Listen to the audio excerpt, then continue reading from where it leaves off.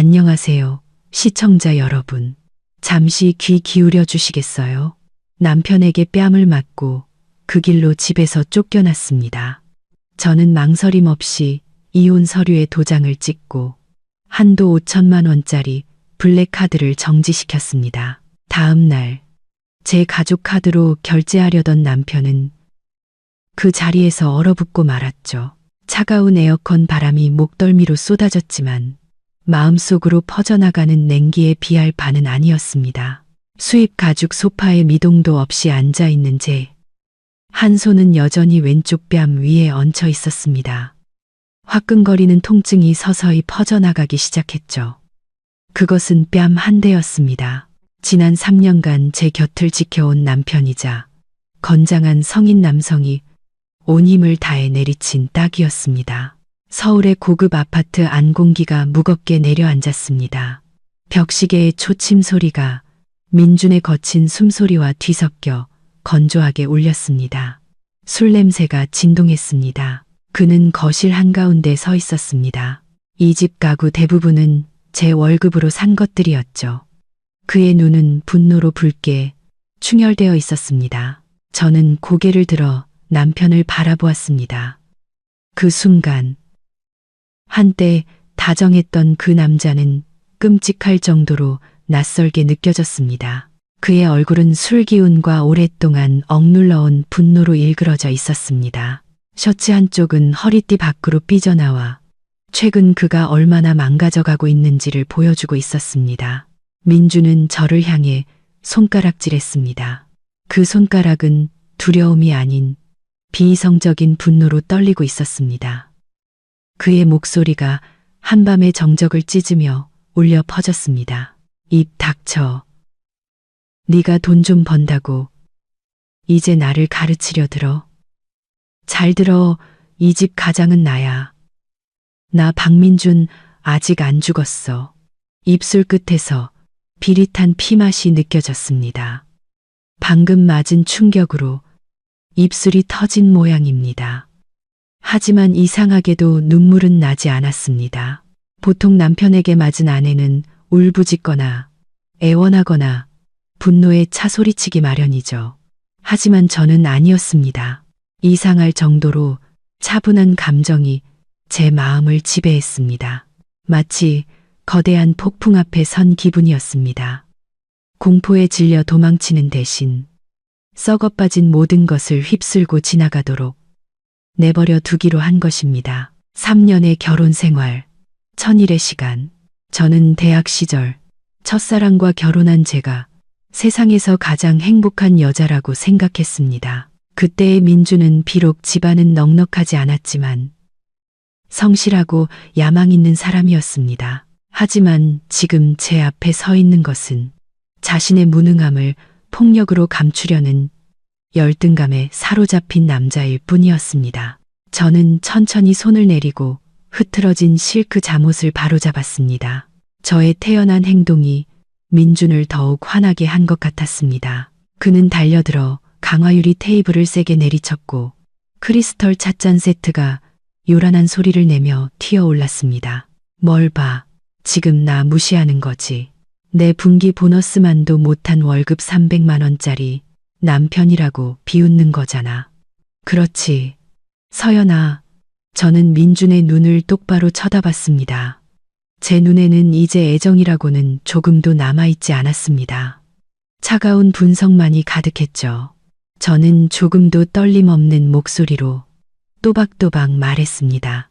취했네요. 가서 자요. 할 얘기가 있으면 내일 아침 맨정신일 때 하죠. 안 취했어. 민주는 소리치며 테이블 위 장식용 꽃병을 바닥으로 쓸어버렸습니다. 도자기가 깨지는 소리가 귀를 찔렀습니다. 오늘 아침 제가 직접 꽂은 백합들이 마룻바닥 위에서 지식여졌습니다. 그를 향한 저의 마지막 존중심이 사라지는 순간과도 같았죠. 정신 똑똑히 차리고 있어. 널 제대로 가르쳐야겠어.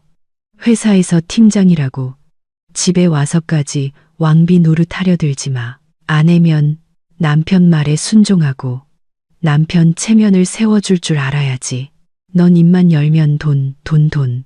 비교질이나 해대고. 저는 바닥에 잔해를 말없이 바라보았습니다. 날카로운 도자기 파편들이 샹들리에 불빛을 받아 반짝였습니다.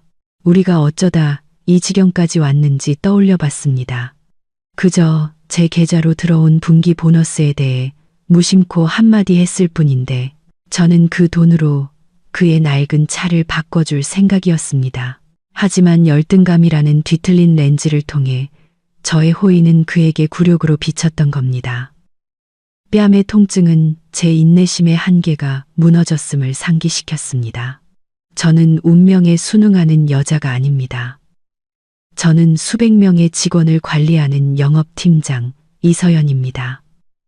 저는 위기 대처법을 압니다. 그리고 이 결혼은 제가 겪어본 최악의 위기였습니다.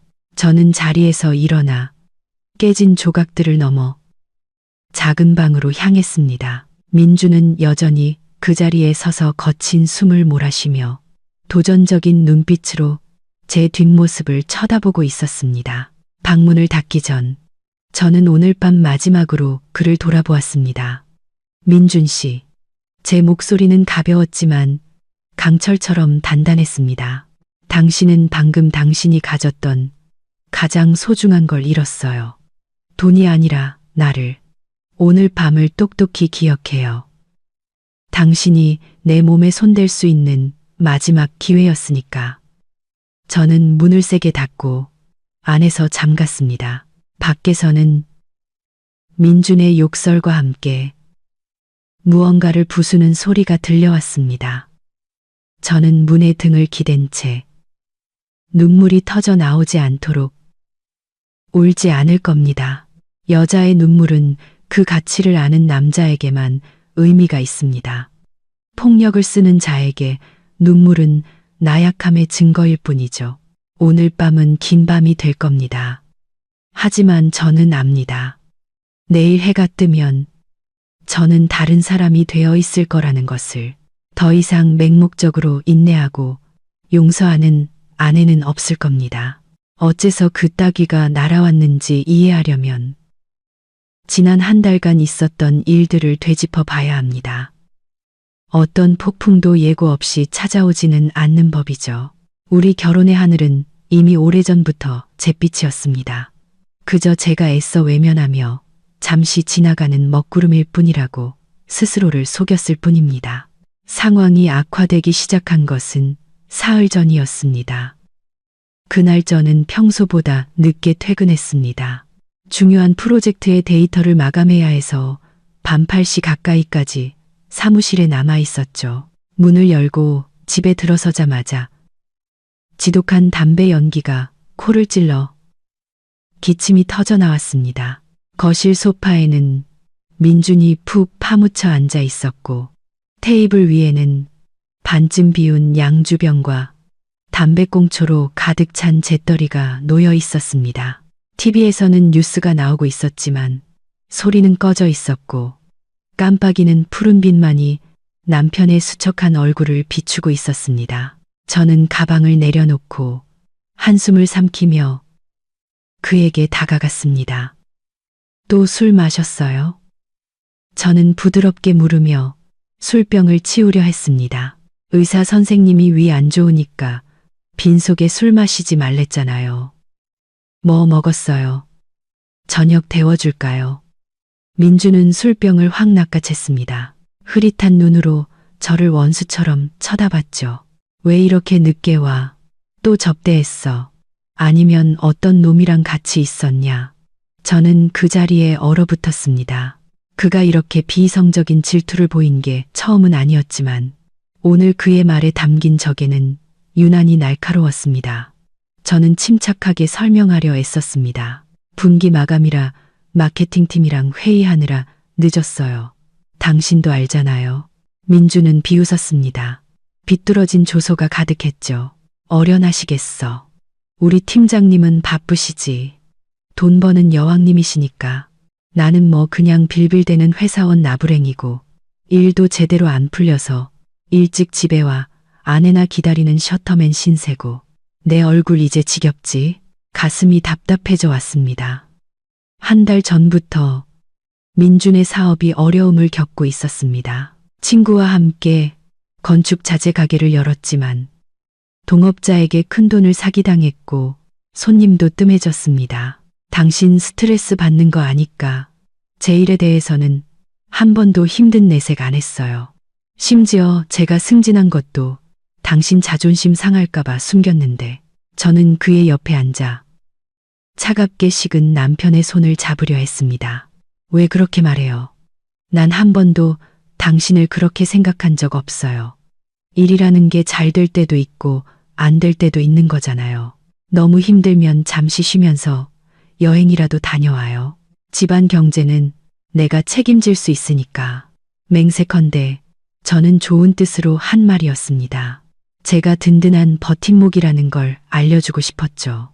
하지만 저는 틀렸습니다. 아내에게 열등감을 느끼는 남자에게 그런 관심은 동정이자 그의 자존심을 짓밟는 모욕에 지나지 않았습니다. 민주는 제 손을 거칠게 뿌리치고 벌떡 일어났습니다. 닥쳐. 나한테 잘난 척 좀 하지 마. 내가 책임질 수 있어. 내가 감당할 수 있어. 말은 참 번지르르 하지. 온 세상 사람들이 내가 아내 치마폭에 쌓여 산다고 알게 하고 싶은 거냐. 나 여행 보내놓고 너는 그 시간에 더 잘난 놈들 만나러 다니려고 그러지. 저는 남편을 보며 깊은 무력감을 느꼈습니다. 어떻게 진심 어린 위로가 이렇게까지 악의적으로 왜곡될 수 있을까요? 민준 씨, 너무 심하잖아요. 나 하루 종일 힘들게 일하고 집에 와서 좀 쉬고 싶어요. 당신 걱정하는 게, 당신 건강 챙기라는 게 그렇게 잘못이에요. 내 걱정 따위 필요 없어. 민준이 소리쳤습니다. 내 몸은 내가 챙겨. 내가 돈 좀 번다고 날 조종할 수 있을 거라고 생각하지 마. 내 눈에 난 그냥 실패자일 뿐이잖아. 부정하지 마. 날 보는 내 눈엔 항상 동정이 가득해. 이딴 상황. 이제 진절머리가 난다고. 그는 침실로 들어가 문을 쾅 닫아버렸습니다. 저는 담배 연기 자욱한 거실에 홀로 남아 눈물을 흘렸습니다. 이 호화로운 집을 둘러보았습니다. 모든 것이 편리하고 비쌌지만 너무나도 차가웠습니다. 3년 전 우리가 막 결혼했을 때가 떠올랐습니다. 그때 우리는 작은 원룸에 새들어 살며 라면 한 봉지를 나눠 먹었지만 웃음이 끊이지 않았습니다. 그런데 우리가 꿈꾸던 모든 것을 이룬 지금 우리 부부 사이의 거리는 까마득히 멀어졌습니다. 제 성공이 빛날수록 민준의 열등감이라는 그림자는 점점 더 짙어져 우리 사이의 사랑과 존중을 집어삼켰습니다. 저는 일어나 담배꽁초와 술병을 치웠습니다. 기계적으로 청소하며 스스로에게 물었습니다. 내가 뭘 잘못한 걸까? 내가 너무 강해서 7일옹에만 남편보다 돈을 잘 버는 게 죄인 걸까? 그날 밤 저는 소파에서 잤습니다. 민주는 저를 부르러 나오지 않았고 저도 방에 들어가지 않았습니다. 우리 집 안에서 우리가 처음으로 별거한 밤이었습니다. 그것은 더 큰 폭풍이 다가오고 있음을 알리는 신호였습니다. 그 폭풍 속에서 남자의 자존심과 여자의 희생이 정면으로 부딪혀 결코 메울 수 없는 균열을 만들어낼 폭풍이었습니다. 저는 그녀가 저를 보는 그 눈빛이 싫습니다. 순종적이면서도 관용적인, 그러면서도 사람의 속을 꿰뚫어 보는 듯한 그 눈빛. 서연은 제가 무능하다고 직접적으로 말한 적은 없습니다. 하지만 그녀의 모든 행동, 과도한 관심 하나하나가 제 자존심에 박히는 가시 같았습니다. 오늘도 저는 작은 공사 현장에 자재를 납품하는 계약에 실패했습니다. 발주처 놈이 제 행색과 제가 타고 온 낡은 차를 훑어보더니 비웃으며 말했습니다. 한번 검토해보죠. 그 말투가 무슨 뜻인지 저는 잘 압니다. 저에게 능력이 없고 자본도 없다고 무시하는 겁니다. 저는 무거운 마음으로 집에 발걸음을 옮겼습니다. 고급 아파트 로비에 들어서자 경비 아저씨가 환하게 웃으며 인사했습니다. 박 선생님, 사모님은 오늘 일찍 오셨습니다. 맛있는 거 많이 사오시던데요. 들어보세요. 경비 아저씨까지 이 집 부엌의 주인이 사모님이라는 걸 압니다. 여기 사람들 눈에 저는 그저 이서연 팀장 남편, 운 좋게 부자 아내를 만난 놈일 뿐입니다. 이 아파트는 공동명의지만 매달 나가는 대출 이자를 서연이가 낸다는 걸 모르는 사람은 없습니다. 제 월급 300만 원, 차비, 접대비, 시골 어머니께 용돈 좀 보내드리고 나면 남는 게 얼마나 될까요? 이 화려한 서울 땅의 비싼 생활비에 비하면 턱없이 부족하죠. 부엌에 들어가니 서연이가 분주하게 요리를 하고 있었습니다. 맛있는 냄새가 진동했지만 속이 울렁거렸습니다. 서연이가 환하게 웃으며 돌아봤습니다. 왔어요? 씻고 와요. 밥 먹게. 오늘 당신 좋아하는 김치찌개 끓였어.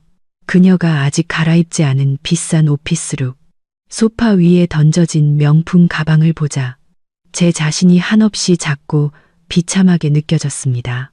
저 가방 하나가 제 석 달치 월급보다 비쌀 겁니다. 밥. 저도 모르게 퉁명스러운 목소리가 튀어나왔습니다. 맨날 밥 타령이야. 나 피곤한 거 안 보여? 서연의 입가에서 미소가 사라졌습니다. 그녀는 놀란 눈으로 저를 쳐다봤습니다. 왜 그래요? 가게에서 또 안 좋은 일 있었어요? 또 그 관심 어린 말투, 그게 저를 미치게 만듭니다. 내 가게 얘기 좀 그만해. 저는 낡은 서류 가방을 소파에 던졌습니다. 지금 아주 신났지. 남편은 사업 말아먹고 있는데 자기는 승승장구하고 돈은 물처럼 들어오니 기분 째지냐. 서연은 가스 불을 끄고 저를 마주 보고 섰습니다. 그녀의 얼굴에 서운함이 스쳤지만 여전히 침착함을 유지하려 애썼습니다. 민준 씨, 왜 그렇게 삐뚤어지게 생각해요? 나는 당신 아내예요. 당신이 성공하면 기쁘고 실패하면 걱정되지. 내가 왜 신이 나겠어요? 내가 힘들게 일하는 것도 다 이 가정을 위해서예요. 가정을 위해서. 저는 비웃었습니다. 아니면 권력을 과시하고 싶은 거겠지. 이 집 좀 봐. TV, 냉장고, 내가 타는 차까지 전부 내 돈이잖아. 넌 날 이 집에서 빌어먹는 놈으로 만들었어. 밖에 나가면 사람들이 널 유능하다고 칭찬하고 집에 와선 그 유능함으로 내 머리 꼭대기에 앉아 있잖아. 내가 언제 당신 머리 꼭대기에 앉았어요? 서연의 목소리가 높아지고 눈가가 붉어지기 시작했습니다. 난 당신을 최대한 존중했어요. 돈 문제로 불평한 적 한 번도 없었고 친구들이나 가족들 앞에서 항상 당신 체면 세워주려고 노력했잖아요. 진짜 존중을 원해. 저는 식탁을 내리쳤습니다.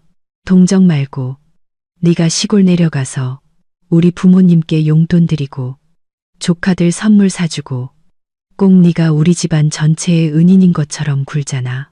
사람들이 나 박민주는 무능해서 처가덕에 산다고 손가락질하게 만들려고 그러는 거지. 말도 안 되는 소리 좀 그만해요. 서연도 더는 참지 못했습니다. 그건 자식된 도리잖아요. 당신이 돈이 없으면 내가 대신하는 거고 그게 며느리 된 도리라고요. 부모님이 궁핍하게 사시는 걸 봐야 속이 시원하겠어요. 저는 할 말을 잃었습니다. 하지만 곧바로 그 말을 삼켰습니다. 그녀의 논리는 항상 옳았습니다. 그리고 그 항상 옳다는 점이 저를 죽이고 있었습니다. 그녀는 너무 완벽하고 너무 철두철미해서 제가 가장으로서 역할을 할 여지가 없었습니다. 저는 그녀의 화려한 인생에서 쓸모없는 장식품이 된 기분이었습니다. 열등감은 맹목적인 분노로 변했습니다. 저는 이 완벽한 껍데기를 부수고 그녀에게 저도 위험이라는 게 있다는 걸 보여줘야겠다고 생각했습니다. 하지만 저는 틀렸습니다. 약자의 분노는 자신의 무력함만 더욱 드러낼 뿐이었죠. 저는 방으로 들어가 옷장에 숨겨둔 양주를 꺼내 마셨습니다.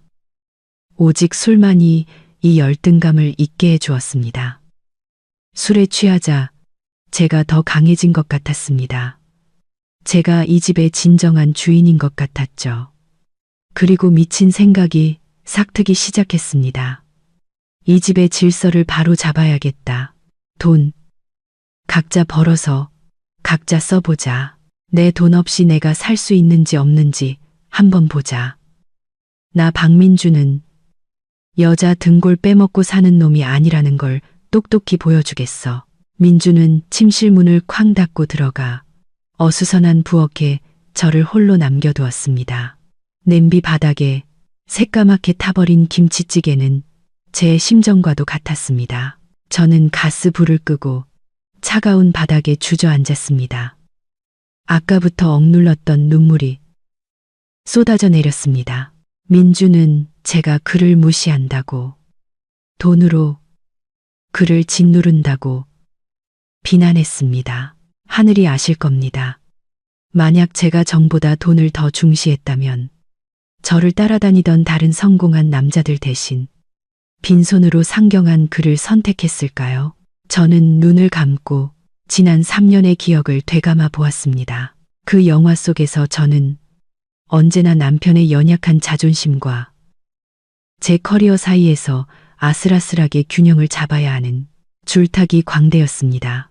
매달 월급이 들어오면 제가 가장 먼저 한 일은 제 자신을 위한 쇼핑이 아니라 민준의 신용카드 대금을 몰래 갚아주는 것이었습니다. 그에게는 제가 만들어준 한도 높은 가족카드가 있었습니다.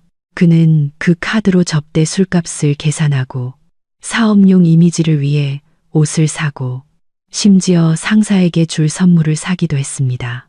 휴대폰으로 카드 결제 문자가 올 때마다 저는 그에게 어디에 썼는지 한 번도 묻지 않았습니다. 저는 그저 묵묵히 빚을 갚았습니다. 그에게 사회생활을 위한 그럴듯한 껍데기가 필요하다는 걸 알았기 때문입니다. 6개월 전 그가 친구들과 비교하며 최신 스마트폰으로 바꾸고 싶다고 했을 때가 생각납니다. 그달 그의 월급은 가게 월세를 내기에도 빠듯했습니다.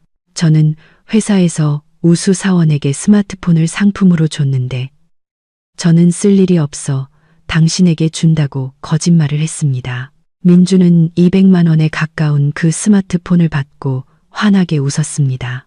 친구들에게 아내가 사줬다고 자랑했죠. 그는 그 돈이 제가 자기 개발을 위해 경영학 강의를 들으려고 모아둔 돈이라는 것을 몰랐습니다. 그리고 이 집 문제도 마찬가지입니다. 그는 시골 친척들에게 서울의 고급 아파트를 장만했다고 늘 자랑했습니다. 하지만 사실 계약금은 제 결혼 전 저축이었고 매달 나가는 200만 원의 대출 이자도 제 월급에서 나갔습니다. 그는 생활비 일부만 보탤 뿐이었습니다. 저는 한 번도 따진 적이 없었습니다. 당신 돈, 내 돈을 명확히 구분한 적도 없었죠. 제게 부부란 함께 짐을 짊어지는 것이었으니까요. 하지만 고통스럽게도 저의 침묵과 희생은 그의 환상을 키우는 독이 되었습니다. 그는 제가 하는 모든 것을 당연한 의무로 여겼습니다. 제가 버는 돈 역시 땀과 눈물, 그리고 밤샘 근무의 대가라는 사실을 잊어버렸습니다. 이제 30살인 제 손을 내려다 보았습니다.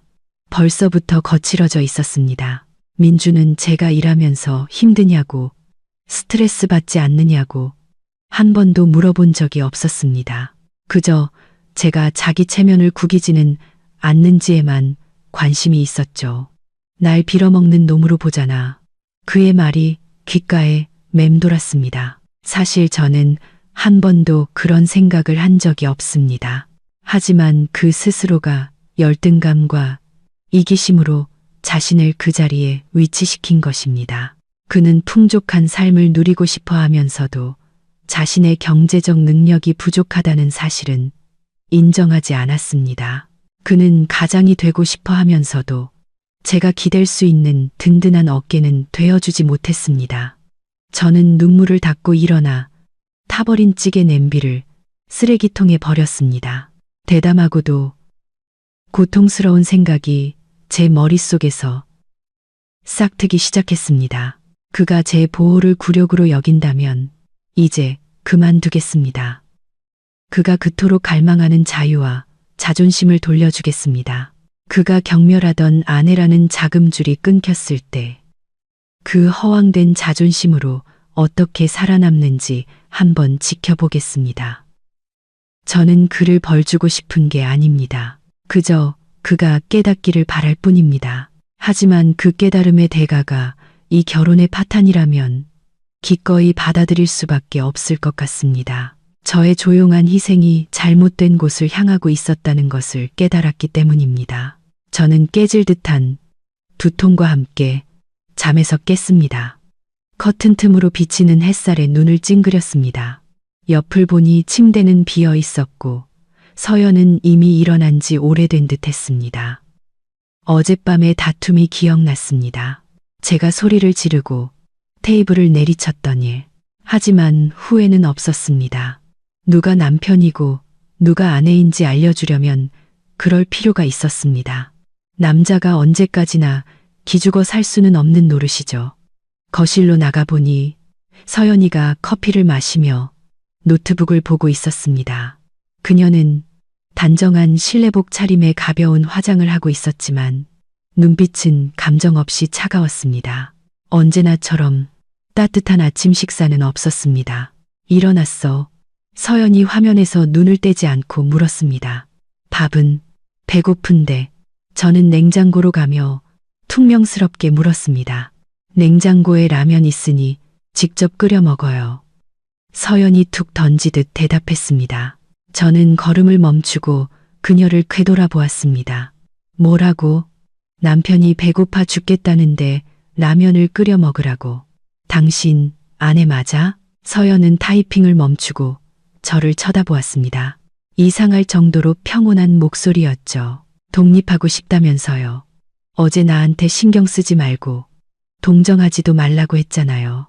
그래서 이제부터 각자 일은 각자 알아서, 밥도 각자 알아서 먹는 거예요. 피가 얼굴로 쏠렸습니다. 이 여자가 지금 나한테 도전하는 건가? 좋았어. 어디 한번 해보자는 거지? 나한테 그런 태도로 나와. 좋아. 공평하게 하자 이거지. 그럼 오늘부터 돈도 각자 벌어서 각자 쓰는 거야. 내 더러운 돈 한 푼도 필요 없어. 내가 벌어서 내가 먹고 살 테니 너 없이 내가 굶어 죽나 한번 보자고.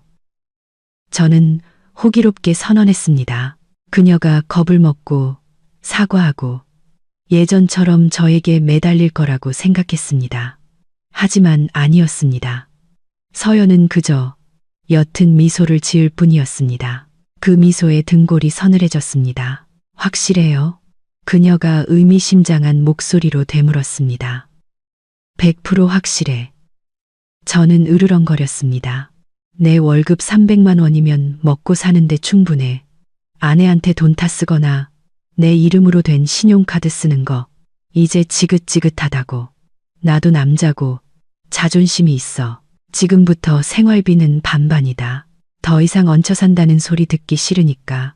서연은 노트북을 덮고 일어나 와인 캐비닛으로 가더니 종이와 펜을 꺼내왔습니다. 좋아요. 그렇게 말했으니 확실히 하죠. 돈은 각자 관리하고 생활비는 반반. 하지만 미리 말해두는데 반반은 모든 걸 반반으로 나누는 거예요. 당연히 공평해야지. 내가 전기세, 수도세도 못 낼 줄 알아? 저는 콧방귀를 뀌었습니다.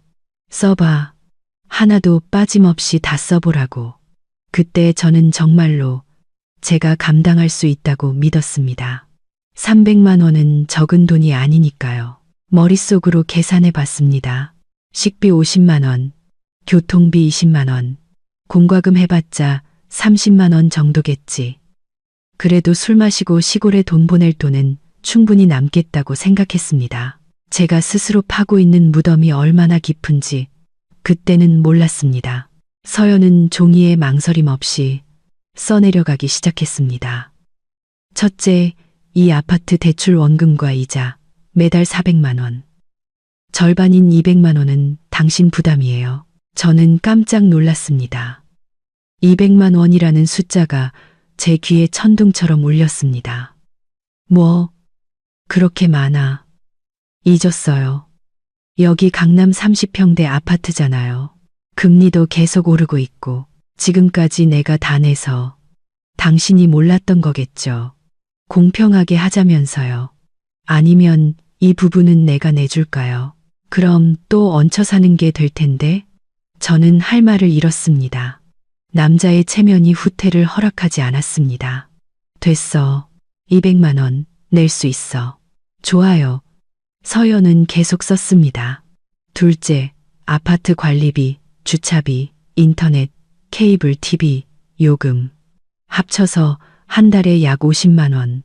절반인 25만 원은 당신 부담. 식은땀이 등 뒤로 흘렀습니다. 200만 원에 25만 원을 더하면 225만 원. 이제 제게 남은 돈은 한 달 식비, 교통비, 개인 용돈을 합쳐 75만 원뿐이었습니다. 셋째. 서연은 멈추지 않았습니다. 전기세, 수도세, 가스비, 이 집 시스템 에어컨에 세탁기, 건조기, 인덕션까지 쓰니까 평균 한 달에 30만 원, 절반인 15만 원 추가. 총 240만 원. 제 월급을 훨씬 뛰어넘는 금액이었습니다. 그것도 식비나 경조사비, 병원비는 제외하고 말이죠. 저는 그 자리에 얼어붙었고 얼굴이 창백해졌습니다. 차가운 숫자들만이 제 어리석은 독립선언을 비웃으며 눈앞에서 춤을 추고 있었습니다. 하지만 서연의 날카로운 눈빛을 보니 이미 호랑이 등에 올라탔다는 걸 알았습니다. 지금 여기서 장난이었어 라고 말하면 남자 체면이 뭐가 되겠습니까? 왜요? 문제 있어요? 서연이 펜을 돌리며 물었습니다. 능력이 안 되나 보죠. 안 되면 그냥 말해요. 예전처럼 내가 먹여 살려줄 테니 대신 다시는 내 앞에서 자존심 타령은 하지 마세요. 그녀의 도발적인 한마디가 제게 남은 마지막 이성을 날려버렸습니다. 누가 능력이 안 된대. 저는 마음속의 두려움을 감추기 위해 소리쳤습니다. 낼 수 있어. 다 적어. 월말에 칼같이 정산해 줄 테니 사람 무시하지 마. 서연은 미소를 지으며 종이를 제 쪽으로 밀었습니다. 그럼 여기 사인해요. 이번 달부터 시행하는 걸로. 아, 그리고 지난달 당신이 스마트워치 사고 친구들이랑 노래방 가서 쓴 카드값 100만 원도 은행에 갚으셔야겠네요. 가족 카드는 회수할게요. 저는 떨리는 손으로 펜을 잡고 사인했습니다. 제 서명은 앞으로 저를 기다릴 암울한 미래처럼 비뚤어져 있었습니다. 저는 아내와의 금융전쟁에 공식적으로 참전했습니다. 시작부터 패배가 확실한 전쟁이었지만 어리석은 오만함은 제가 그 사실을 깨닫지 못하게 했습니다. 저는 텅 빈 지갑과 무거운 머리를 안고 집을 나섰습니다. 이 돈을 어떻게 메꿔야 할까? 사채라도 써야 하나? 저는 회사 근처 저가 커피숍에 앉아 있었습니다. 얼음이 다 녹아 밍밍해진 아이스 아메리카노를 만지작거리며 아침에 본 비용 명세서 때문에 머리가 지끈거렸습니다. 식비를 제외하고도 한 달에 240만 원, 이번 달은 마이너스, 심지어 큰 적자였습니다. 월급날은 아직 멀었고 제 지갑에는 현금 5만 원이 전부였습니다. 평소 같았으면 스타벅스에 들어가 시원한 음료를 시키고 서연이의 카드를 긁으며 여유롭게 휴대폰을 봤을 겁니다. 하지만 오늘 그 카드는 우리 집 식탁 위에 남겨졌습니다. 서연은 말한 대로 했습니다. 제가 그 빌어먹을 종이에 사인하자마자 가족 카드를 회수해버렸죠. 휴대폰이 울렸습니다. 고향 친구 지훈이었습니다. 야, 친구, 오늘 점심에 해산물 어때? 강남역에 새로 생긴 데가 있는데 대게가 그렇게 신선하대. 내가 예쁜 애들도 몇 명 부를게. 저는 메시지를 보며 침을 삼켰습니다. 평소 같았으면 바로 오케이 내가 쏜다 라고 답장했겠지만 지금 제 손가락은 화면 위를 맴돌 뿐이었습니다. 주머니 속 5만 원으로는 조개구이 값도 안 되는데 친구들에게 한턱은 무슨. 체면상 거절할 수는 없었습니다. 오늘 중요한 미팅이 있어서 안 되겠다. 다음에 보자. 답장을 보내고 휴대폰을 테이블에 던지며 한숨을 쉬었습니다. 비참한 기분이 스며들기 시작했습니다. 그동안 제가 부리던 허세는 전부 아내의 돈으로 쌓아 올린 것이었습니다.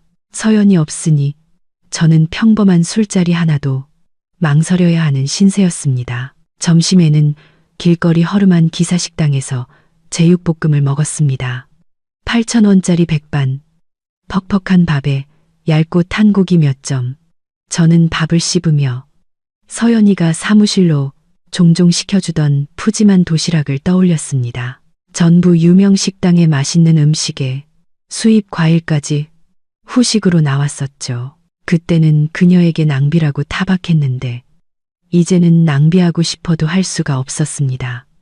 회사 동료가 지나가다 기사식당에 앉아있는 저를 보고 놀라서 물었습니다.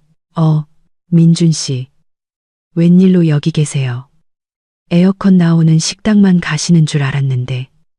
저는 멋쩍게 웃으며 얼굴을 붉혔습니다. 그냥 가끔 이런 데가 당기더라고요. 맨날 좋은 것만 먹으니 질려서, 서민적인 맛이 그리워서요.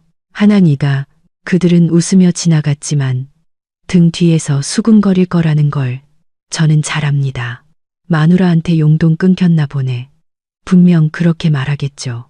고통스럽게도 그들의 말이 맞았습니다. 그날 오후 휴대폰 요금이 미납될 예정이라는 문자를 받았습니다. 평소에는 서연의 계좌에서 자동으로 납부되었죠. 하지만 오늘 통신사에서 온 문자는 연락을 유지하는 것조차 돈이 필요하다는 사실을 냉정하게 알려주었습니다. 저는 남은 돈을 긁어모아 1만 원짜리 요금을 겨우 충전했습니다. 집에 돌아오니 아파트는 캄캄했습니다. 서연은 아직 돌아오지 않았거나 방 안에 있는 모양입니다. 냉장고를 열어보니 텅 비어 있었습니다. 미리 손질된 식재료도 수입 맥주도 깎아놓은 과일도 없었습니다. 생수 몇 병과 라면 한 봉지가 구석에 덩그러니 놓여 있었습니다. 오늘 아침 서연의 말이 떠올랐습니다. 밥은 각자 알아서. 그녀는 진심이었습니다. 농담이 아니었죠. 저는 라면을 끓여 전기세가 무서워 불도 켜지 않은 어두운 부엌에서 먹었습니다. 한 젓가락 삼킬 때마다 굴욕감에 목이 메었습니다. 저는 서연이 단지 재정적 지원만 끄는 게 아니라는 걸 깨달았습니다. 그녀는 제가 그동안 당연하게 여겼던 모든 관심과 보살핌을 끊어버리고 있었습니다. 어둠 속에 홀로 앉아 있자니 후회보다 분노가 먼저 치밀어 올랐습니다. 어떻게 이렇게 잔인할 수 있지? 부부 사이에 돈 몇 푼 가지고 이렇게까지 계산적으로 굴다니. 내가 감당 못할 걸 알면서도 나를 모욕하려고 일부러 벼랑 끝으로 몰아넣는 거야. 좋았어. 내가 고생하는 꼴을 보고 싶다 이거지. 얼마든지 버텨주지. 너한테 돈 한 푼 달라고 입 여는 일은 절대 없을 거야. 차라리 한 달 내내 라면만 먹고 말지. 내 앞에서 고개 숙이지 않겠어. 제 안에 남자라는 자존심이 그 어느 때보다 강하게 타올랐습니다. 하지만 그것은 맹목적이고 어리석은 자존심이었습니다. 저는 저녁 7시에 집에 돌아왔습니다. 손에는 마트에서 사온 장바구니가 들려 있었습니다. 제 몫으로 샐러드와 닭가슴살, 요거트를 좀 샀죠. 거실을 지나가는데 민준이 TV를 보고 있었습니다. 테이블 위에는 다 먹은 라면, 그릇이 놓여 있었죠. 그는 저를 쳐다보지 않았지만 굳어있는 그의 자세에서 긴장감이 느껴졌습니다. 저는 부엌으로 들어가 제 저녁을 준비했습니다. 평소 같으면 민준이 좋아하는 음식을 만드느라 분주했을 겁니다. 오늘 하루는 어땠는지 물어봤겠죠. 하지만 오늘 저는 묵묵히 제 할 일만 했습니다. 집 안을 무거운 침묵이 감쌌습니다. 칼과 도마가 부딪히는 소리마저 귀에 거슬릴 정도였죠. 저는 음식을 차려 혼자 먹기 시작했습니다. 민주는 여전히 티브리 화면에 시선을 고정하고 있었지만 제 행동 하나하나를 의식하고 있다는 걸 알 수 있었습니다. 닭가슴살 굽는 고소한 냄새가 공중에 퍼져 값싼 라면 냄새와 대조를 이루었습니다. 저녁 먹었어요. 저는 답을 알면서도 의례적으로 물었습니다. 민준이 고개도 돌리지 않고 퉁명스럽게 대답했습니다. 라면도 먹을만 하더군. 신경 꺼. 저는 어깨를 으쓱하고 식사를 계속했습니다. 싸우고 싶지 않았지만 제 존재와 태연한 태도가 그의 눈에 가시처럼 박히는 듯 했습니다. 그때 테이블 위에 놓인 제 휴대폰이 요란하게 울리며 화면이 밝아졌습니다. 은행에서 온 알림 메시지였습니다. 띵동. 평소라면 즐거웠을 입금 알림음이 이 순간만큼은 민준의 인내심에 종말을 고하는 소리처럼 들렸습니다. 저는 휴대폰을 들어 확인했습니다. 회사에서 온 분기 보너스였습니다. 예상대로 4천만 원. 이번 달 월급까지 합쳐 5천만 원 가까운 돈이 들어왔습니다. 저도 모르게 중얼거렸습니다. 드디어 보너스 들어왔네. 그것은 실수였습니다. 치명적인 실수. 민준이 방 돌아보았습니다. 그의 눈이 번뜩였습니다. 그는 자리에서 일어나 식탁으로 성큼성큼 다가오더니 제가 반응하기도 전에 제 손에서 휴대폰을 낚아챘습니다. 보너스. 민준이 화면의 숫자를 보며 으르렁거렸습니다. 5천만 원. 내 분기 보너스가 내 2년치 연봉이네. 휴대폰 돌려줘요. 저는 침착하게 손을 내밀었습니다. 내가 힘들게 일해서 번 내 돈이에요. 민주는 돌려주는 대신 휴대폰을 소파 위로 세게 던졌습니다. 일부러 그랬지. 그가 소리쳤습니다. 일부러 알림 소리 크게 해서 나 들으라고 그런 거잖아. 나 약 올리려고. 너는 부자고 잘났고 내 남편은 라면이나 먹는 거지 새끼라고 자랑하고 싶었던 거지. 망상 좀 그만해요. 저는 자리에서 일어나 목소리가 떨리지 않도록 애썼습니다. 문자가 와서 본 것뿐인데 내가 당신 얘기 한마디라도 했어요? 왜 항상 내가 당신을 무시한다고 생각하는 거예요? 네가 그렇게 행동하니까. 민준이 제게 다가왔습니다. 진한 술 냄새가 풍겼습니다. 언제부터 마신 걸까요? 아마 어제 마시다 남은 양주를 마셨나 봅니다. 내 꼴을 좀 봐.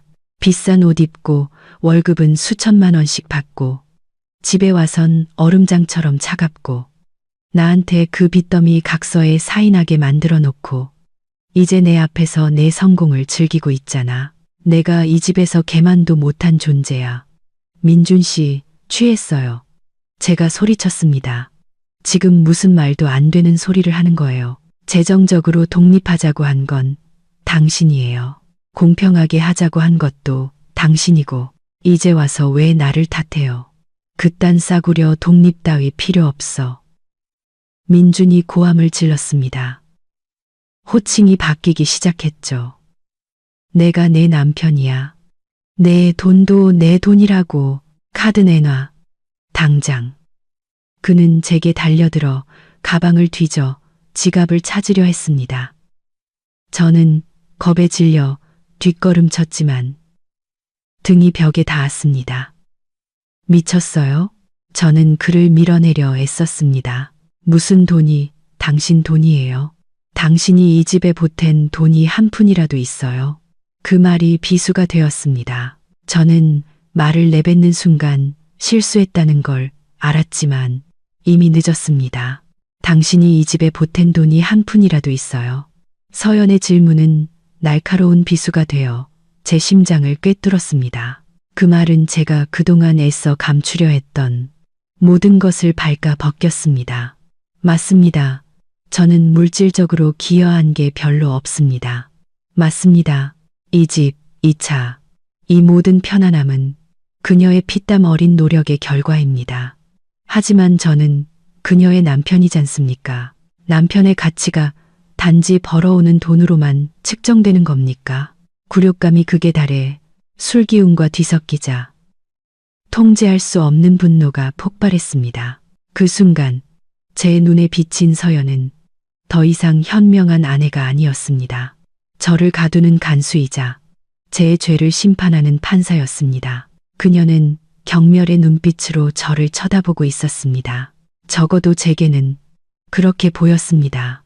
제 남성성에 도전하고 있었습니다. 네가 감히 나한테 그따위 말을 해. 저는 이를 악물고 소리쳤습니다. 내가 내 남편이고 이 집 가장이야. 네가 돈 좀 있다고 내 머리 꼭대기에 앉아서 날 빌어먹는 놈 취급해. 당신을 빌어먹는 놈 취급한 적 없어요. 서연이 얼굴을 붉히며 맞받아쳤습니다. 하지만 당신 행동을 좀 돌아봐요. 그게 남자다운 행동이에요. 술이나 마시고 집에 와서 아내한테 행패 부리는 게 존중받고 싶으면 남자답게 행동하라고요. 아, 네가 날 가르쳐.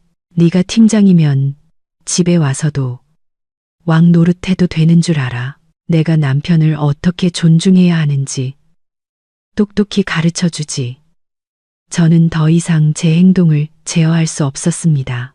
벼랑 끝에 몰린 짐승처럼 제 팔이 본능적으로 허공을 갈랐습니다. 짝, 건조하고 고통스러운 소리가 울려 퍼졌습니다. 제 손바닥이 화끈거렸습니다. 서연의 고개가 옆으로 세차게 돌아가고 머리카락이 흘러내려 얼굴 한쪽을 가렸습니다. 순식간에 공간은 정적에 휩싸였습니다. 제 거친 숨소리와 에어컨 소리만이 맴돌았죠. 저는 제 손을 내려다보며 망연자실했습니다. 내가 지금 무슨 짓을 한 거지? 내가 아내를 때렸어. 지난 3년간 아무리 크게 싸워도 저는 그녀에게 손댄 적이 없었습니다. 저는 스스로를 폭력을 쓰지 않는 교양 있는 남자라고 자부해 왔습니다. 하지만 오늘 이 딱이 한 방이 모든 것을 무너뜨렸습니다. 서연이 천천히 고개를 돌렸습니다. 그녀의 하얀 뺨에 제 5손가락 자국이 붉게 새겨져 있었습니다. 입가에는 피가 맺혔습니다. 하지만 가장 무서운 것은 그녀의 눈빛이었습니다. 두려움도 애원도 없었습니다. 오직 소름 끼치는 냉기만이 가득했습니다. 마치 낯선 사람, 이미 죽은 사람을 보는 듯한 눈빛이었습니다. 순간 후회가 밀려왔지만 거대한 자존심이 즉시 그것을 짓눌렀습니다.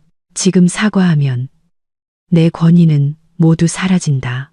이왕 때린 거 남편의 위험을 확실히 보여줘야 한다. 그녀가 두려움을 느끼고 복종하게 만들어야 한다. 그 버릇없는 태도에 대한 교훈이야. 저는 목소리의 떨림을 감추기 위해 소리쳤습니다. 앞으로 처신 잘해. 또 내 손이 올라가게 만들지 말고. 말을 마친 저는 등을 돌려 테이블 위에 있던 차키와 텅 빈 지갑을 집어들었습니다. 이곳을 벗어나야 했습니다. 그녀의 눈빛을 단 1초도 더 마주할 자신이 없었습니다. 저는 집 밖으로 뛰쳐나갔습니다. 폐허가 된 거실에 홀로 서 있는 아내를 뒤로 한 채 저는 제가 이겼다고, 아내에게 평생 잊지 못할 교훈을 줬다고 생각했습니다. 하지만 저는 몰랐습니다. 바로 그 따귀가 우리 결혼 생활에 마침표를 찍었다는 것을. 민준의 등 뒤로 문이 쾅 닫히면서 우리 사이에 남은 마지막 부부의 정도 함께 사라졌습니다. 집안은 다시 고요해졌지만 무덤 같은 정적이었습니다. 저는 여전히 그 자리에 서서 아픈 뺨을 만졌습니다. 하지만 이 육체적 고통이 저를 그 어느 때보다 정신 차리게 만들었습니다. 저는 화장실로 들어가 거울 속 제 모습을 보았습니다. 한쪽 뺨은 붉게 부어오르고 입술은 터지고 머리는 헝클어져 있었습니다. 이게 성공한 커리어 우먼의 모습인가? 아니요. 이건 결혼에 실패한 여자의 모습이었습니다. 저는 차가운 물을 틀어 얼굴에 세게 끼얹었습니다. 찬물이 상처를 진정시켰지만 마음속에서 타오르는 결심의 불꽃을 끌 수는 없었습니다. 민주는 넘지 말아야 할 선을 넘었습니다. 가정폭력은 단 한 번이라도 용납될 수 없는 것입니다. 이번에 용서하면 두 번째, 세 번째가 있을 것이고 그 후는 처음보다 더 잔혹해질 겁니다.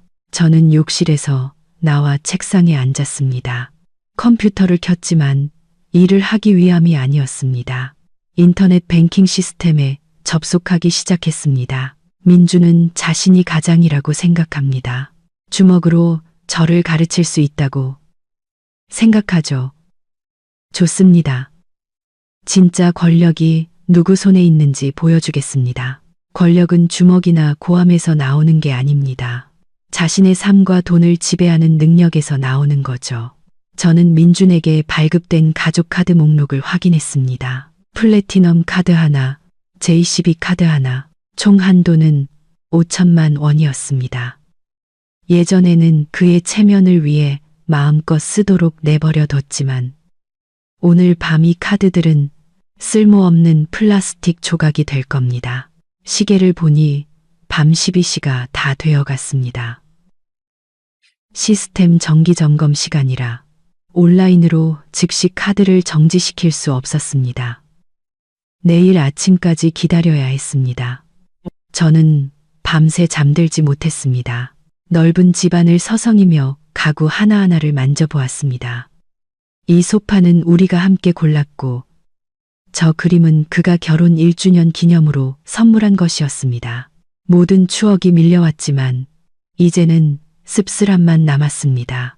저는 제 개인 짐을 챙기기 시작했습니다. 당장 떠나려는 게 아니라 계산된 이별을 준비하기 위함이었습니다. 바로 이혼하지는 않을 겁니다. 지금 이혼하는 건 그에게 너무 쉬운 길입니다. 저는 그가 진정한 상실감을 맛보게 하고 싶었습니다. 제가 없으면 그가 아무것도 아니라는 사실을 깨닫게 하고 싶었습니다. 새벽 3시쯤 문에서 달그락거리는 소리가 들렸습니다. 민준이 돌아왔습니다. 만취해서 비틀거리며 들어오더니 거실 소파에 쓰러져 바로 코를 골기 시작했습니다. 아내를 때려놓고도 아내가 돈 내는 집, 아내가 산 소파 위에서 그는 편안하게 잠들었습니다. 그의 무심함과 이기심은 극에 달했습니다. 저는 잠든 민준을 내려다보았습니다. 마음에는 어떤 동요도 없었죠. 얇은 담요를 가져와 그에게 덮어주었습니다. 동정심 때문이 아니라 그가 교훈을 얻기도 전에 얼어 죽는 걸 원치 않았기 때문입니다. 잘 자요, 예비 전 남편. 저는 속삭였습니다. 내일 아침 눈을 뜨면 당신의 세상은 무너져 있을 테니까. 아침 8시 저는 VIP 고객인 신한은행 지점에 도착했습니다. 하얀색 정장을 차려입고 뺨에 옅은 멍을 가리기 위해 꼼꼼하게 화장을 했습니다. 뜬 눈으로 밤을 새운 피곤한 눈을 가리기 위해 선글라스도 썼죠. 은행 안은 시원하고 상쾌한 레몬그라스 향이 났습니다. 저를 늘 담당하던 직원이 환하게 웃으며 맞이했습니다. 서연 고객님, 오늘 일찍 오셨네요.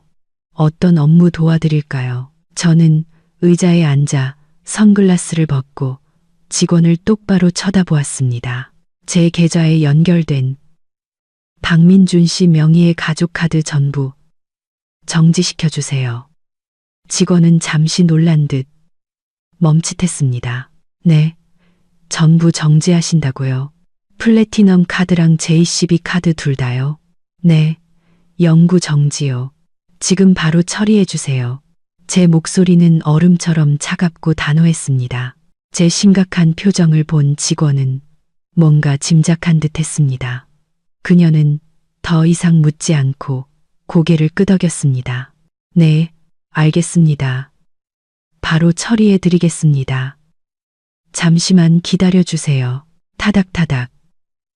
키보드 소리가 울려 퍼졌습니다. 그 소리 하나하나가 저와 민준 사이에 재정적 연결고리를 끊어내는 칼날 같았습니다. 저는 오가는 사람들을 바라보았습니다. 집을 사기 위해 대출 상담을 받는 젊은 부부의 눈은 희망으로 반짝였습니다. 저도 한때는. 하지만 희망은 양쪽이 함께 가꾸지 않으면 결국 시들고 맙니다. 처리됐습니다, 고객님. 직원이 영수증을 건네며 말했습니다. 이제부터 박민주님 명의의 카드로는 어떤 거래도 불가능합니다. 고마워요. 저는 영수증을 접어 지갑에 넣었습니다. 아, 그리고 어제 그 카드로 결제된 내역이 있는지 확인 좀 해줄 수 있어요?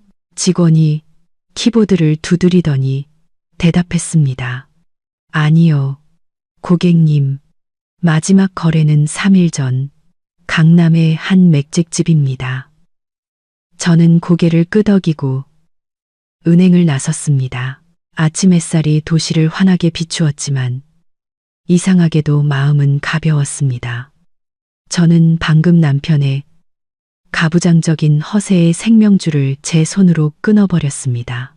휴대폰을 꺼내 민준에게 문자를 보내려다 지웠습니다. 알릴 필요 없습니다. 진실은 가장 필요한 순간에 스스로 모습을 드러낼 겁니다. 예기치 못한 충격이 교훈을 더욱 뼈아프게 만들 테니까요. 저는 택시를 타고 회사로 향했습니다. 오늘 중요한 회의가 있었습니다. 하늘이 무너져도 일은 계속되어야 합니다. 저는 이서연입니다. 그 어떤 것도 제 커리어를 방해하도록 내버려 두지 않을 겁니다. 민주는 그저 그의 마지막 평화로운 아침을 즐기게 놔두죠. 저는 해가 중천에 떴을 때 잠에서 깼습니다. 머리는 깨질 듯 아프고 목은 바싹 말라 있었습니다. 몸을 일으키니 온몸이 쑤셨습니다. 어젯밤의 기억이 끊어진 필름처럼 희미하게 떠올랐습니다. 다툼, 고함, 그리고 허공을 가르던 제 손. 저는 벌떡 일어나 거실을 둘러보았습니다. 집은 섬뜩할 정도로 조용했습니다. 서연은 이미 출근한 지 오래였습니다. 식탁 위에는 아침 식사도 쪽지도 없었습니다. 모든 것이 무서울 정도로 차갑고 정돈되어 있었죠. 저는 여전히 얼얼한 오른손을 주무르며 생각했습니다. 내가 그녀를 때렸어. 그 사실에 약간의 죄책감이 들었지만 어젯밤 그녀는 너무 심했습니다. 내 자존심을 건드렸죠. 정신 차리게 하려면 따귀 한 대쯤은 필요했습니다. 여자는 가르치지 않으면 안 돼. 하지만 서연의 성격을 압니다. 그녀는 뒤끝이 길 겁니다. 그리고 더 중요한 건 지금 제가 돈이 필요하다는 사실입니다. 지갑은 텅 비었고 카드는 그녀가 정지시키겠다고 으름장을 놓았죠. 저는 그냥 겁을 준 거라고 생각했습니다. 상황을 무마하려면 제가 먼저 숙이고 들어갈 필요가 있었습니다. 남자가 아내에게 조금 져주는 게 뭐 대수겠습니까? 목적만 달성하면 되죠. 저는 휴대폰을 들고 서연에게 카카오톡 메시지를 보냈습니다. 여보, 아침에 늦잠 자서 당신 못 보고 나왔네. 어젯밤 일은 내가 너무 취해서 그랬어. 마음에 담아두지 마. 부부싸움은 칼로 물베기라잖아. 내가 잘못했어. 점심은 먹었어. 저녁에 일찍 와. 맛있는 거 사줄게. 메시지를 보내고 나서 안도의 한숨을 쉬었습니다. 이렇게 달콤한 사과 메시지를 보내면 그녀의 마음도 누그러질 겁니다. 여자란 다 그렇지 않습니까? 달콤한 말에 약하죠. 오늘 저녁에 외식하고 꽃다발 하나 사주면 모든 게 원래대로 돌아갈 겁니다. 그녀는 다시 제게 카드를 주고 예전처럼 저를 지원해 주겠죠. 메시지 옆에 일이 거의 바로 사라졌습니다. 하지만 1분, 2분, 10분이 지나도 답장은 오지 않았습니다. 저는 혀를 찼습니다. 바쁜 회의 중이거나 튕기는 거겠지. 배에서 꼬르륵 소리가 났습니다. 냉장고를 뒤졌지만 먹을 만한 게 없었습니다. 문득 오늘 지훈이와 쇼핑 약속이 있다는 게 생각났습니다. 지훈이가 수입 정장을 싸게 파는 곳이 있다고 했는데 다음 주 중요한 고객을 만나려면 제대로 된 옷 한 벌이 필요했습니다. 이 계약만 성사되면 꽤 큰 수수료를 받게 될 거고 그걸로 서연이 코를 납작하게 해줄 수 있을 겁니다. 저는 지훈에게 전화를 걸었습니다. 야, 친구, 오늘 점심 먹고 바로 가자. 내가 너 데리러 갈게. 오케이. 근데 오늘은 네가 쏘냐, 내가 쏘냐? 나 돈 없는데. 지훈이 신나서 물었습니다. 저는 자신감 넘치는 목소리로 비웃었습니다. 걱정 마. 내가 다 쏜다. 어제 마누라 한번 잡았더니 아주 고양이 앞에 쥐가 됐어. 돈 걱정은 붙들어 매라고. 저는 옷을 갈아입고 머리를 손질했습니다. 거울 속 제 모습은 여전히 멋졌습니다. 비싼 정장을 입고 큰 계약을 따내고 서연의 얼굴에 돈다발을 던져줄 상상을 하니 이마에 주름이 펴지는 것 같았습니다. 저는 지갑을 챙겼습니다. 그 안에는 반짝이는 신용카드들이 들어 있었죠. 이것이 바로 제 힘이었습니다. 저는 그 카드들이 이제는 쓸모없는 플라스틱 조각이 되었다는 사실도, 제 가식적인 사과가 가라앉는 배를 구할 수 없다는 사실도 전혀 알지 못했습니다. 저는 지훈을 태우러 가면서 아무 일도 없었다는 듯 기분이 들떴습니다. 지훈은 저와 어릴 적부터 친한 친구지만 서울에서 저보다 더 고생하며 살고 있습니다. 아직 월세방에 살며 낡은 오토바이를 타고 다니죠. 그래서 그를 만날 때마다 저는 제가 꽤 운이 좋은 편이라고 생각합니다. 비록 아내 덕이긴 하지만 저에겐 좋은 집과 차, 그리고 세련된 겉모습이 있으니까요. 지훈이 차에 타며 감탄했습니다. 야, 차 진짜 조용하다. 에어컨도 빵빵하고 내 오토바이는 완전 찜통인데 진짜 네가 제일 부럽다. 민준아, 돈 많은 아내 만나서 좋겠다. 지훈의 말은 가려운 곳을 긁어주는 것 같으면서도 제 열등감이라는 종기를 건드렸습니다. 저는 씩 웃으며 운전하면서 인생 선배처럼 훈계했습니다. 돈이 많아도 아내는 남편 말 잘 듣게 해야지.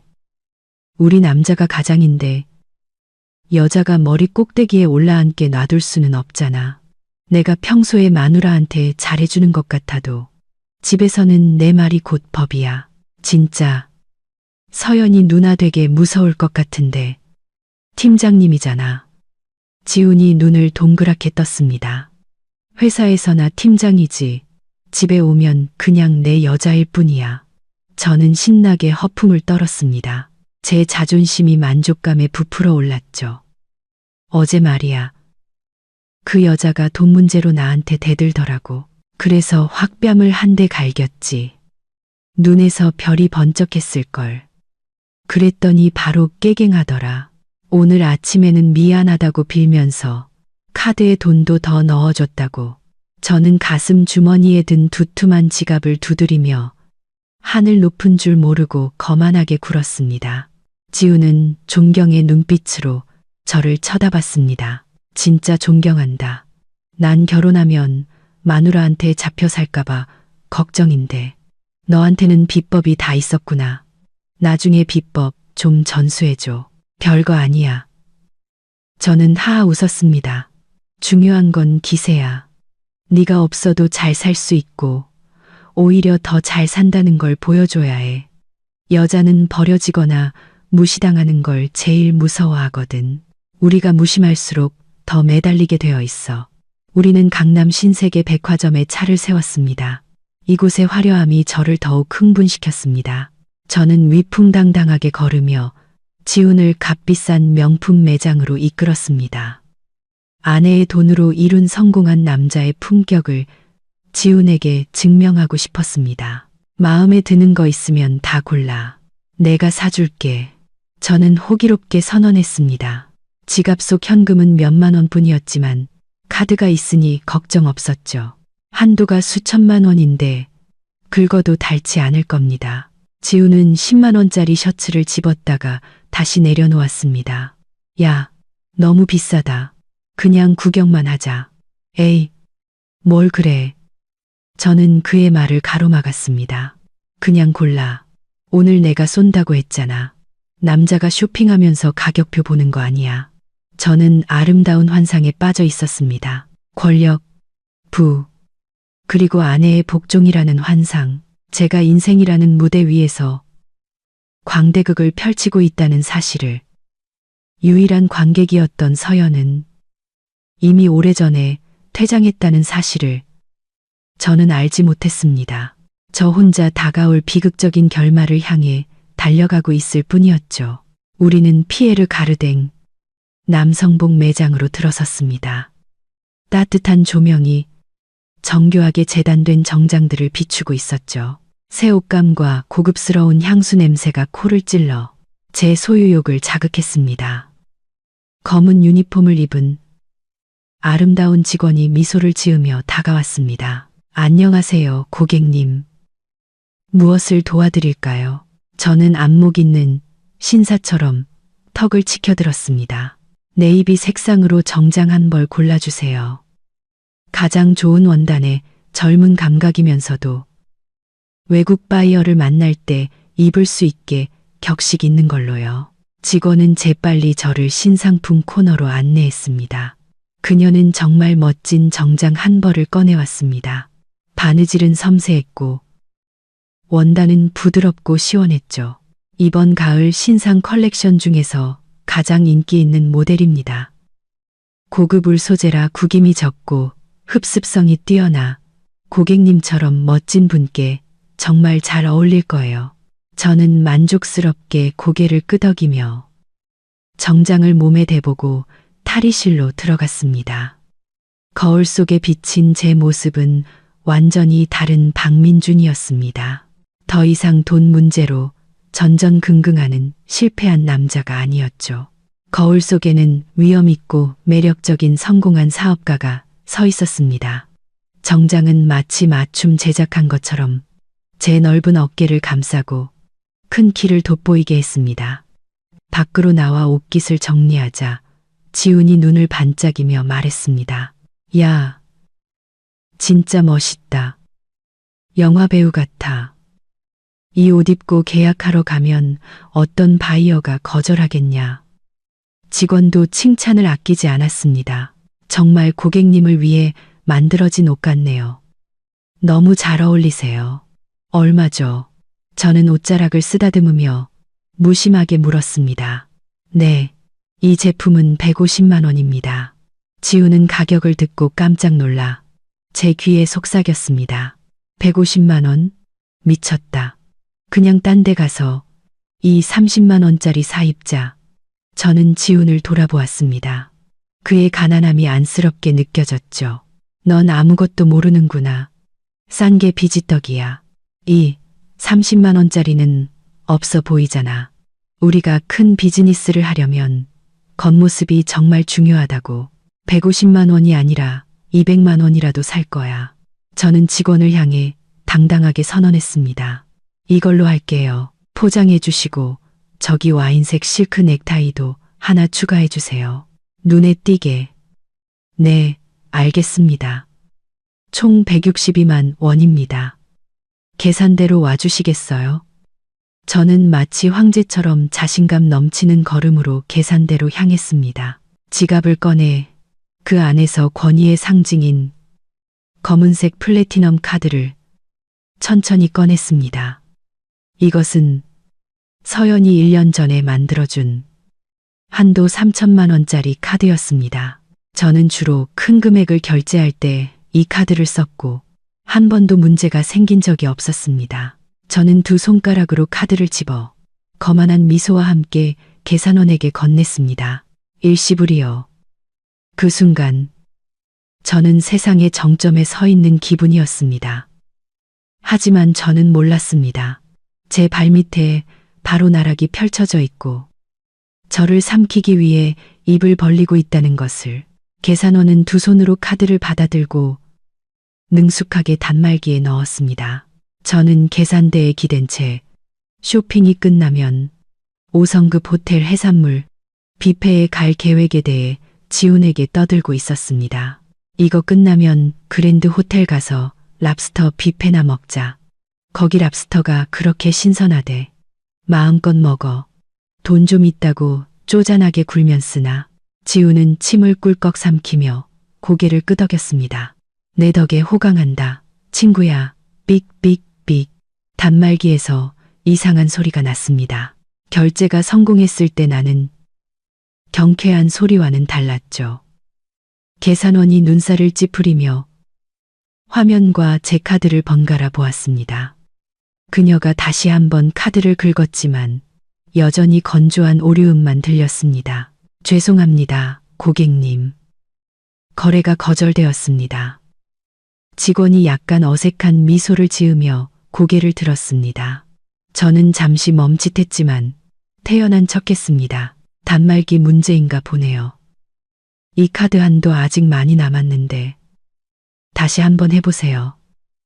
직원은 다시 한번 시도했습니다. 그녀는 카드의 칩 부분을 조심스럽게 닦은 후 다시 단말기에 꽂았습니다. 매장 안의 모든 시선이 계산대로 쏠리기 시작했습니다. 공기가 점점 무거워졌습니다. 그래도 안 되네요. 고객님, 승인 거절이라고 뜹니다. 혹시 다른 카드는 없으신가요? 얼굴이 화끈거리고 피가 귀로 쏠리는 기분이었습니다. 이게 무슨 일이지? 어제만 해도 이 카드로 담배를 샀는데 설마 서연이가? 아니, 그럴 리가 없어. 그녀는 감히 그렇게 못해. 내가 체면을 얼마나 중요하게 생각하는지 알잖아. 분명 기계 오류일 거야. 말도 안 돼. 제가 소리쳤습니다. 요즘 은행들 일 처리하는 게 왜 이래? 알았어요. 다른 카드 쓸게요. 저는 두 번째 카드를 꺼냈습니다. 이것은 서연이 만들어준 JCB 카드였습니다. 저는 위험을 되찾으려는 듯 카드를 계산대 위에 던졌습니다. 이걸로 긁어봐요. 이건 확실히 될 테니까. 옆에 서 있던 지훈이 걱정스러운 표정을 지었습니다. 괜찮냐? 아니면 내가... 나도 돈 없는데. 걱정 마. 저는 속으로 폭풍이 몰아치고 있었지만 그를 안심시켰습니다. 전산 오류일 뿐이야. 꼭 필요할 때마다 이러더라. 저는 계산원의 손놀림을 숨죽여 지켜보았습니다. 1초, 2초, 3초.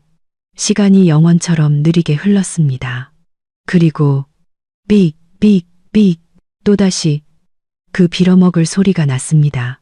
단말기는 거래 실패를 알리는 작은 영수증을 뱉어냈습니다. 계산원은 난처한 눈빛으로 저를 쳐다보았습니다. 그 눈빛에는 약간의 의심이 섞여 있었죠. 고객님, 이 카드도 거절되었습니다. 식은땀이 이마에 맺히기 시작했습니다. 심장이 가슴속에서 미친 듯이 뛰었습니다. 두 개의 카드, 서로 다른 은행, 동시에 전산 오류가 난리가 없었습니다. 불길한 예감이 목을 조여왔습니다. 저는 군중 속에서 발가 벗겨진 기분이었습니다. 아까까지 저를 선망의 눈으로 보던 직원들과 다른 손님들의 시선이 이제는 호기심과 조롱으로 바뀌었습니다. 150만 원짜리 정장을 입고 번쩍이는 구두를 신은 남자가 계산 하나 제대로 못하고 있었습니다. 다시 해봐요. 저는 거의 소리치듯 말했습니다. 공황 상태에 빠져 목소리가 갈라졌습니다. 두 개 다 다시 해보라고. 왜 안 되는 거야? 카드에 돈이 얼마나 많은데. 계산원은 참을성 있게 다시 시도했지만 결과는 마찬가지였습니다. 그녀는 고개를 저으며 어쩔 수 없다는 표정을 지었습니다. 여러 번 시도해봤습니다. 고객님, 혹시 현금이나 계좌이체는 안 되실까요? 제 지갑 속 현금은 5만 원이 전부였습니다. 계좌이체 300만 원 월급이 들어오는 제 개인 계좌는 월 초에 자질구레한 빚을 갚느라 이미 바닥을 드러냈습니다. 저는 완전히 빈털터리였습니다. 저는 도움을 바라는 눈으로 지훈을 쳐다보았습니다. 하지만 지훈은 제 눈을 피하며 휴대폰을 보는 척했습니다. 그도 알고 있었습니다. 자신은 도움이 안 된다는 것을. 그리고 아마 저와 함께 있는 것이 창피해지기 시작했을 겁니다. 저는 지갑을 뒤져 혹시 남은 카드가 없는지 찾았습니다. 대학 시절에 쓰던 낡은 농협 체크카드가 하나 있었습니다. 잔액이 몇천 원 정도 남아있을 겁니다. 저는 절박한 심정으로 마지막 카드를 직원에게 건넸습니다. 이것도 한번 해봐요. 직원은 동정 어린 눈빛으로 저를 보며 카드를 받았습니다. 그녀가 카드를 긁자 이번에는 카드 오류가 아니라 잔액 부족 메시지가 떴습니다. 카드는 되네요, 고객님. 그런데 잔액이 부족합니다. 35,000원밖에 없네요. 그녀의 말은 어제 서연에게 맞은 뺨보다 더 아픈 두 번째 따귀가 되어 제 얼굴에 날아왔습니다. 35,000원. 그것이 아내에게 큰 소리치던 이 가장의 전 재산이었습니다. 저는 그 자리에 얼어붙었고 손발을 어디에 둬야 할지 몰랐습니다. 몸에 걸친 정장은 불에 달군 쇠 갑옷처럼 무겁게 느껴졌습니다. 쥐구멍이라도 숨고 싶었습니다. 당장 이 세상에서 사라지고 싶었죠. 고객님, 직원이 조심스럽게 불렀습니다. 혹시 가족분께 전화해서 은행에 확인해 보시는 건 어떠세요? 보안 문제로 카드가 잠겼을 수도 있으니까요. 가족에게 전화하라고요? 이 카드들에 대한 권한을 가진 유일한 가족은 서연이었고 그녀는 무섭도록 침묵하고 있었습니다. 저는 떨리는 손으로 휴대폰을 꺼내 은행 고객센터 번호를 눌렀습니다. 진실을 알아야 했습니다. 마음속으로는 이미 9할은 짐작하고 있었지만 고객센터와 연결되는 동안 계산원이 갑자기 입을 열었습니다. 그녀는 단말기와 연결된 컴퓨터 화면에서 더 자세한 정보를 본 듯했습니다. 아, 고객님.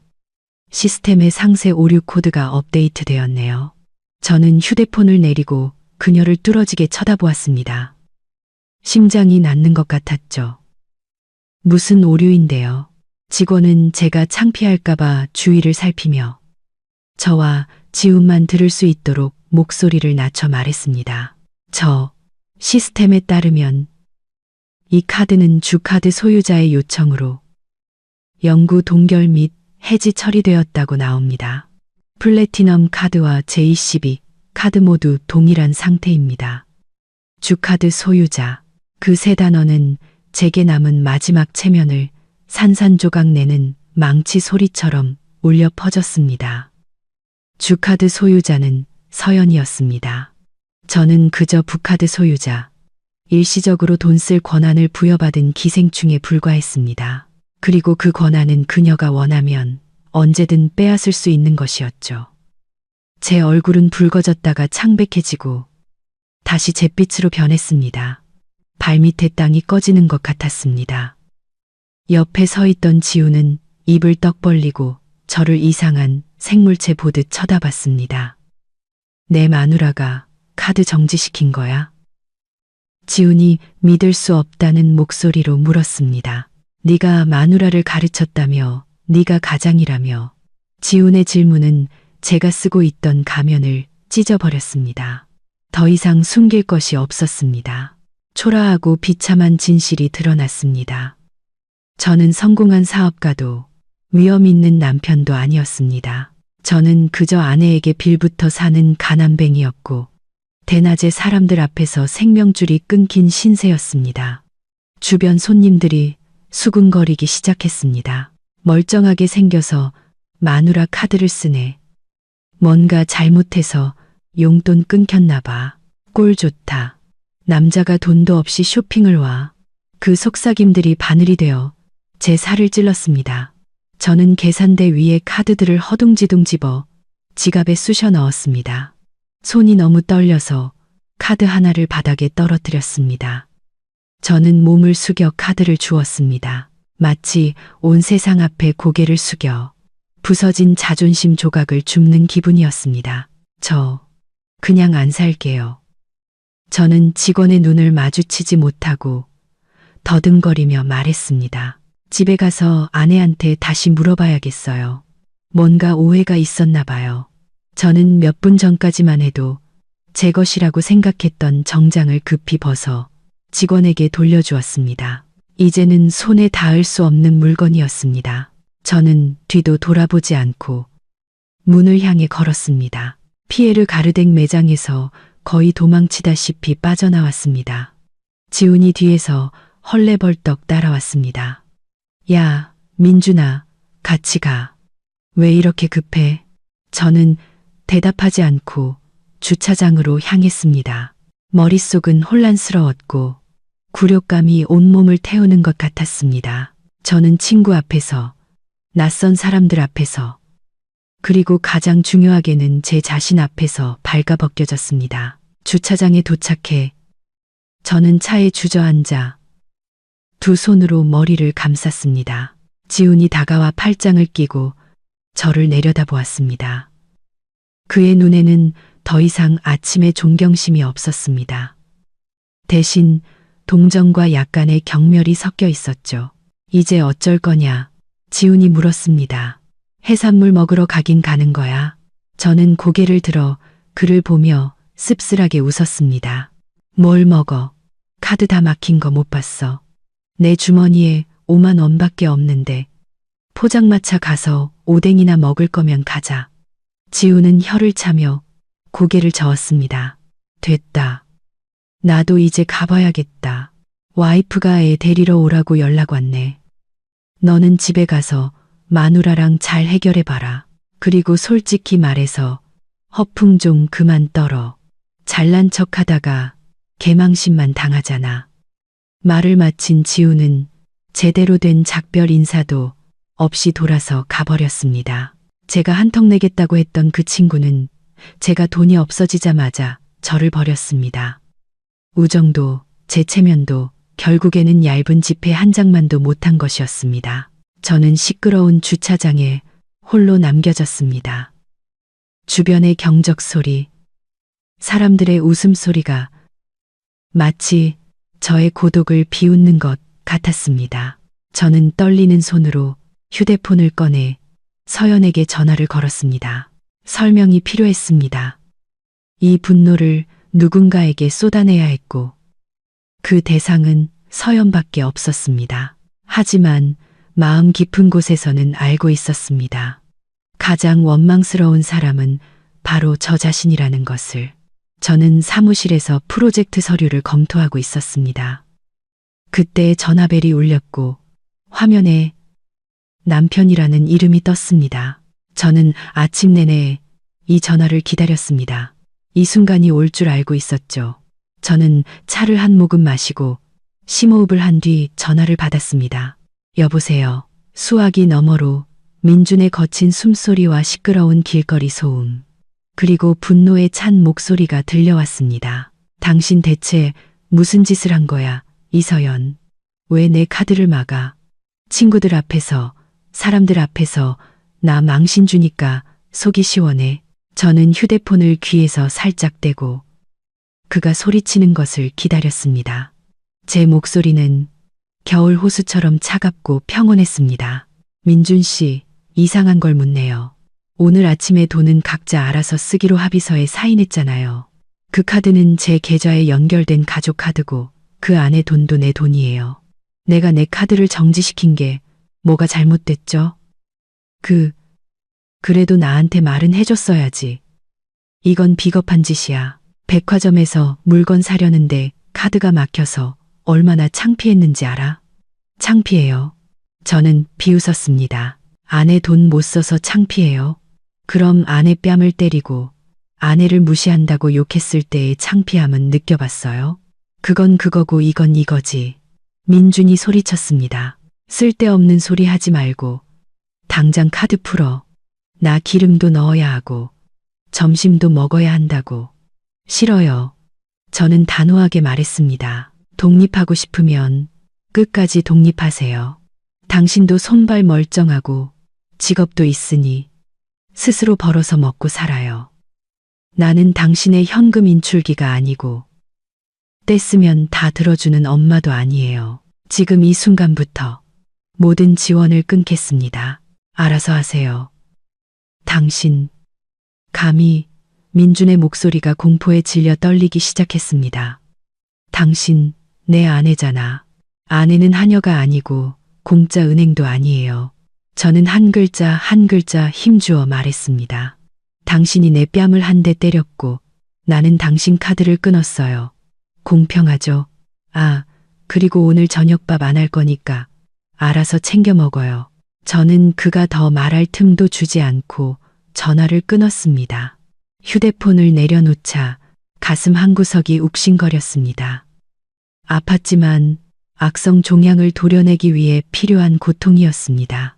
저는 그에게 너무 많은 기회를 주었고 그는 그 모든 것을 짓밟았습니다. 이제는 그 오만함에 대한 대가를 치를 때였습니다. 화면이 꺼진 휴대폰을 내려다 보았습니다. 그녀가 전화를 끊었습니다. 정말로 저를 버렸습니다. 저는 넉나간 사람처럼 집으로 돌아왔습니다.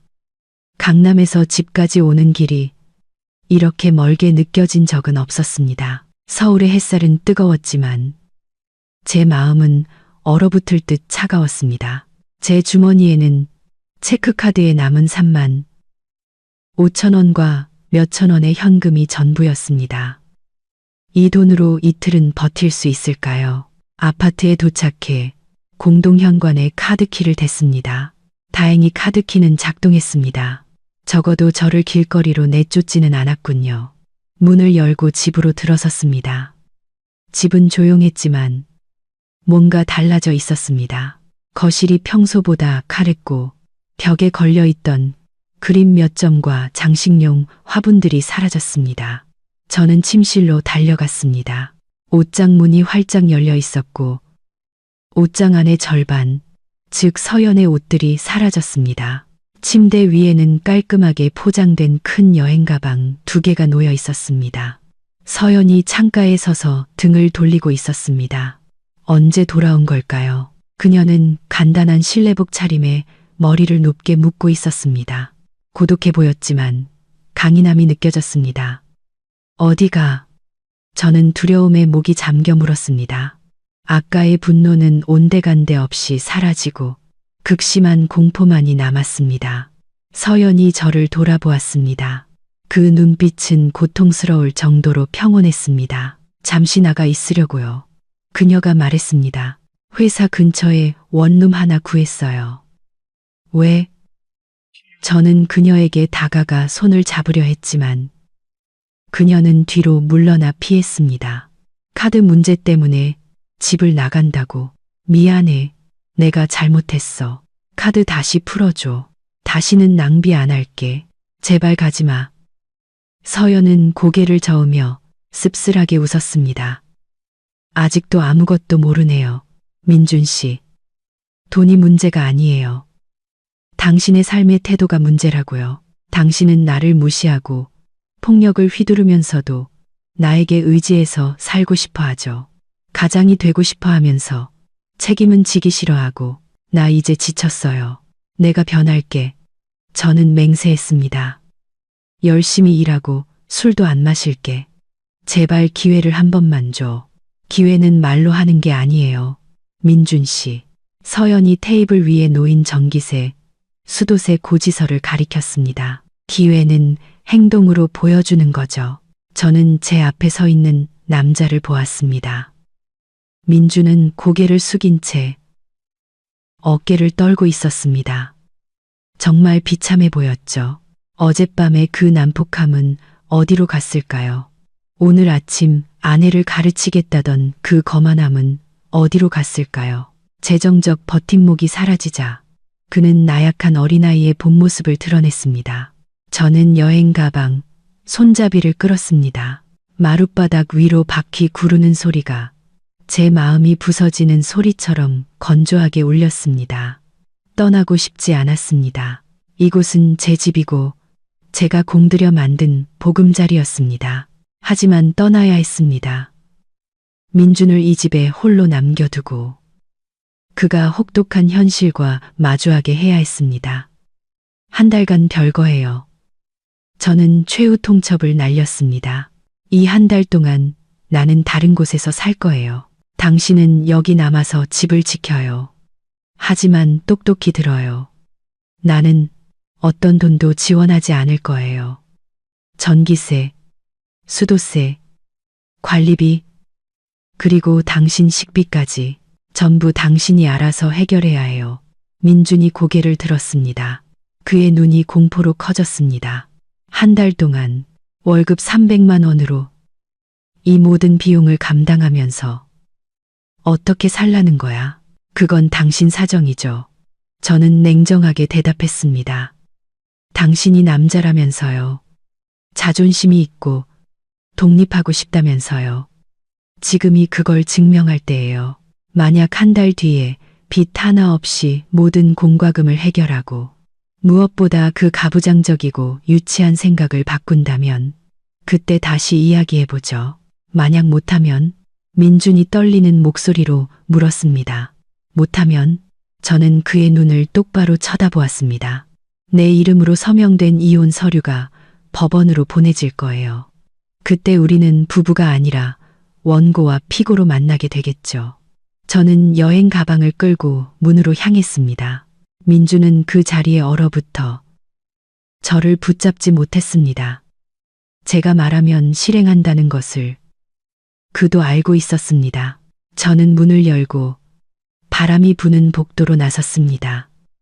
문을 닫기 전 마지막 말을 건넸습니다.